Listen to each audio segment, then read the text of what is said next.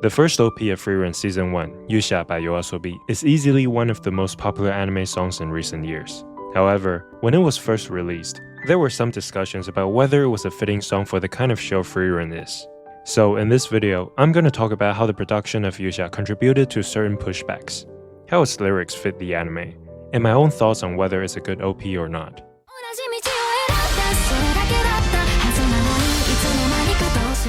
Yuusha was the popular J-pop duo YOASOBI's first release since their global hit, Idol from Oshinoko.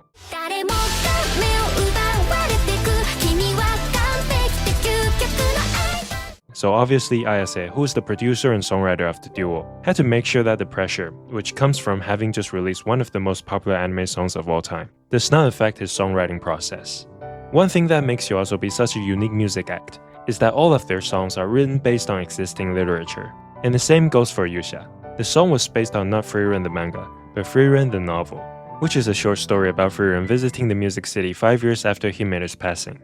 It feels weird saying his name in English, so bear with me.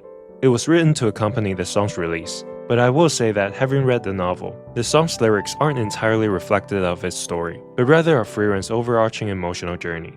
So really, it's still more inspired by the manga. And that brings us to the song's production and tempo, the biggest reason why some had issues with Frieren's OP. When making the song, Ayase initially focused on matching the song's music to the show's atmosphere and worldview, which would have been what most fans anticipated, like Evan Cole's OST or the second OP of Season 1, Haru by Yorushika.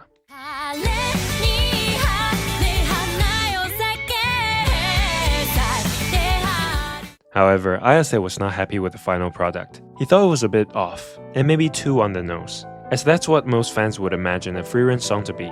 So to avoid Yuusha being too immersive to a point of sacrificing it as a standalone track, Ayase decided to start from scratch, and this time, turn the tempo up and add more elements of Vocaloid and electric pop to the song, like synth and vocal processing, basically the signature sound of YOASOBI. This decision turned out to be quite divisive.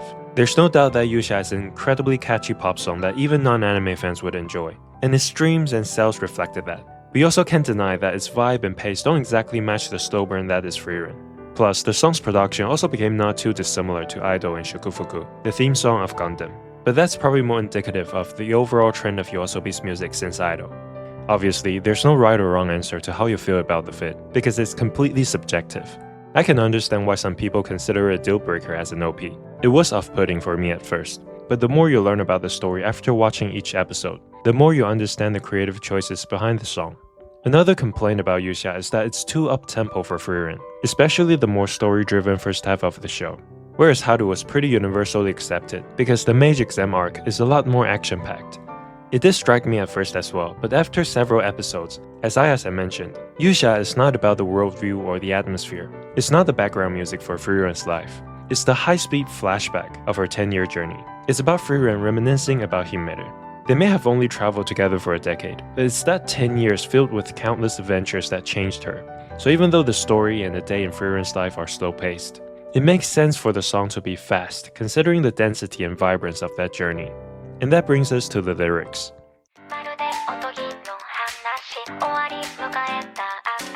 The song begins with "like a fairy tale," and that's a very interesting choice of words. In episode 7, Himeru said in the show that one of the reasons why he wanted so many of his statues built around the world is to remind people, and especially Frieren, that they're not just fairy tales. So since Frieren's the only character who understands that her journeys with the Heroes Party and her teacher Frieren were all real and more than just legends, she wouldn't refer to a memory as just like a fairy tale. And that makes me wonder if the first verse is actually a prologue of the song, as it's very on brand with YOASOBI's theme of turning novels into songs. Ayase also showed a great sense of lyricism by using the word passage, as it's a common term in both literature and music. So it could be a reference to the music city Frieren visited in the novel, or to YOASOBI's identity.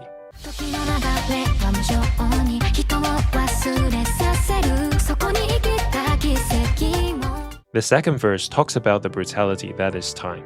Even for someone as great as Himeru, the passage of time still makes people forget the real him. And what's left are the rusted statues that are proof of his existence. That's a theme we've seen throughout the show. Whenever Frieren visits a place where the Heroes Party had left a mark, the fanfare and memories have already started to fade.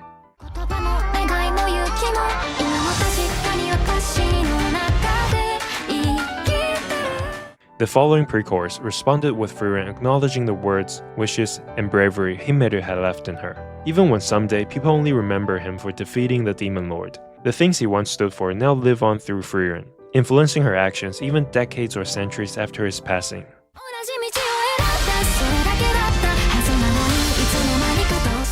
Then comes the chorus. At first, the party members were nothing more than just strangers who happened to be on the same path as Frieren, like someone you know from part-times. But after what is considered a measly 10 years for Frieren, somehow they have become someone that she would cry for, an emotion foreign to this 1,000-year-old elf. And since she didn't realize in time for Himmeru, she decided to retrace their journey so she could relive their memories.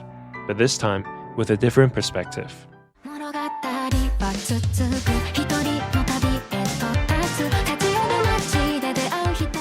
Afterwards, she continued traveling alone after Himmeru's death, but no longer only to collect magic, but to meet people. This is where the anime didn't show, because it jumped straight to 20 years later when she went to visit Haita. Here, people still remember Himmeru, and in their memories, he is still the kind, narcissistic guy who drives sculptors crazy.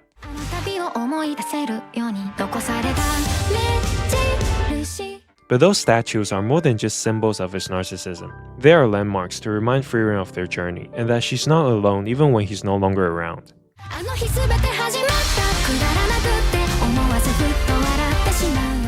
In the second chorus, after Frieren agreed to join his party, it's like what Himmeru said. When she looked back at their journey, it was indeed filled with laughably stupid incidents that have become her most precious memories.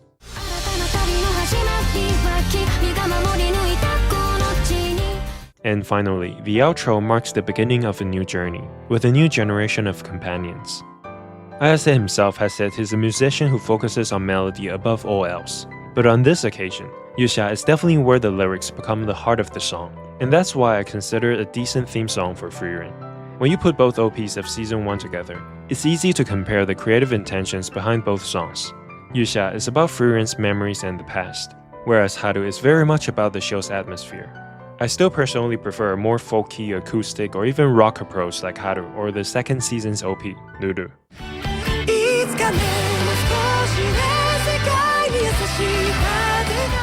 And in my opinion, one of the best and underrated anime songs for shows with a medieval background is Chisana Bokensha from Konosuba.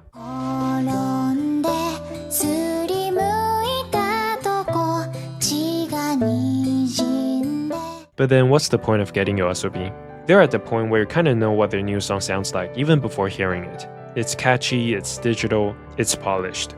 But that's also a bit of a double-edged sword. I always have extremely high standards for their new releases due to their track record, and they have never disappointed me. They're always as good as expected. However, at the same time, the last time they surprised me and made me think, ooh, they've outdone themselves, was Idol. Most songs after that, even though still good, often remind me too much of their other songs. But anyway, these are just my own opinions. Thanks for watching. This has been Cushion. See you next time.